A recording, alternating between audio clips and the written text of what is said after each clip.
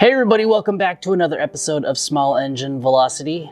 I don't know if you've been watching the videos lately, but you may have noticed that there has been an additional bike added to the family, and one sadly that has been removed from the collection. And really, when I say collection, I only keep 3 active bikes at a time. I know that maybe that's a lot for some people, but like that's really all I can afford when it comes to insurance and registration and enough to be able to have to ride and not neglect one too much. Each one has its own purpose. Anyways, so if you've been watching the channel, you'll remember that I had a 2017 SV650 that I got about 2 years ago. It is a 90-degree V-twin with about 74 horsepower.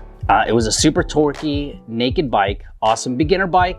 If anyone wants a beginner bike, well, actually both the bikes, the bike I traded it for is also technically kind of a beginner bike also, but anyways, excellent bike, awesome with low-end torque. You could cruise with it, you can hold speeds pretty well with it. On the freeway, I've ridden it from Houston to Brownsville and back. I've done tours on it. It's a wonderful bike. It also handles like a dream. Towards the end, I needed some tires, so you could kind of tell that the tires needed to be replaced because on the curves, it started to feel kind of a little bit wonky. One of the things, or a few of the things that I didn't like about it is that it was a naked bike, and when you ride through on the freeway, it is beating the crap out of you with the wind all day long. There is not a single thing in front of you protecting you from any of that violent wind that's thrusted towards your face. You could duck, but you still got wind, and I didn't put a larger windshield on it because I didn't like the look of the other windshields that bike could come with. So an opportunity arose where I could trade in that bike for almost $1,000 more than I bought it for. So I took the opportunity, and what I got was a CBR650R, and that's Honda, by the way. It is a 4-cylinder inline 650cc motor, full fairing, but there are a few things that I like about it more, and we'll go into that in a second, but let's take a look at her.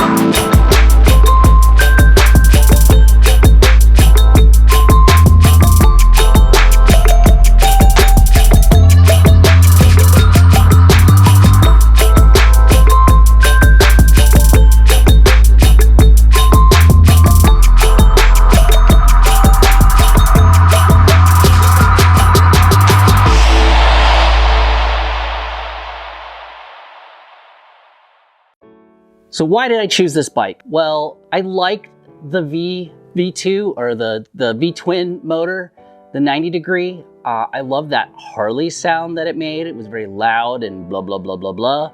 I love that low-end torque and its handling and capability. I love the idea that it had minimum electronics. It probably could last you forever because of the electronics being so simple and nothing, less things to break as far as complexity.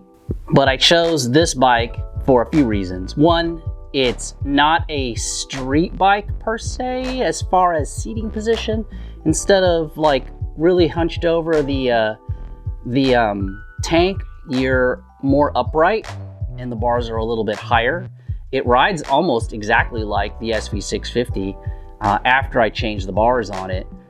So it's a comfortable upright ride, meaning that I can drive it or ride it more places than I could if it was a Gixxer 600 or something like that. It's more useful to me at slow speeds. I wanted a 4-cylinder, that's another thing. I like that 4-cylinder sound. Of course, this bike has a stock exhaust, so it sounds absolutely terrible. To me, it sounds like a Dyson vacuum. A very important thing that I learned from my last road trip, I actually slid through an intersection on this bike. In dry weather, I slid through the intersection, coming to a light that changed a little bit too suddenly, and I braked into it. Brad was able to stop in front of it perfectly fine. I slid right into the middle of the intersection, just kind of sat there on my bike as cars drove by me. I didn't even try to waddle my way backwards. I was so embarrassed. Which leads me to why it has ABS. Stock ABS it comes with in the 2020s. Also, it, just in case you're wondering, it only came in red in 2020. Another thing that it has is traction control. Although it's just barely powerful enough to really need traction control, but I like the thought of having traction control, especially when it comes to me being new to bigger bikes, I guess. The biggest of the small bikes, I think 600 is probably the smallest of the big bikes before you go to 450s and below, which are generally still considered small in the small bike section. I make it sound like you go into Walmart and you're like, hey, where's your small bike section? All I can find is the junior size section or the adults. And then lastly, I wanted full fairing. And I'm telling you from how I've ridden it so far, a full fairing bike is way different than a naked bike. There's no violent wind blowing against my legs and against my arms, and I can feel the way the air is deflecting off the top of my helmet if I just move it a little bit lower. I noticed that it's not blowing me all over the place. Now, will I regret that in the summer? Because in the summer, you're gonna want air blowing all over you because it gets hot as crap in the summer over here in Texas, but we'll see. It's all about exploring to see what I actually like. I know I like small bikes. I know I like my Ruckus. I know I love my Zuma. I know that I like my SV650, but that's my commuter bike, so let's just play around in that category. What are my plans for the Honda CBR650R 2020? I've already put a Canon air filter in. I've already done an oil change. My plans is to get an exhaust, a Power Commander 5, and then get it tuned, and then probably that's about as far as I'm gonna get. I don't really see much more that I need to do. I did see some cool ones where they stripped the stickers off and it's just a red bike. That looked pretty cool. Don't know if I'm gonna do that. If you remember the KP Mini, I remember peeling the stickers off and instantly regretting that I ever took the stickers off or anything off of it. I know I need a new front tire, so I'm gonna look for a front tire. And then I'll probably put a trickle charger in it, and that's about it. But I will make some cool videos. We're headed to Twisted Sister sometime this year to ride around on those crazy roads with all those turns, kind of like Tail of the Dragon, but in Houston or Texas. So anyways, just wanted to give it an introduction. Here she is. She's gonna be with the show for a little while. So if you like it, please give me a subscribe. All right, I'll see everybody in the next video.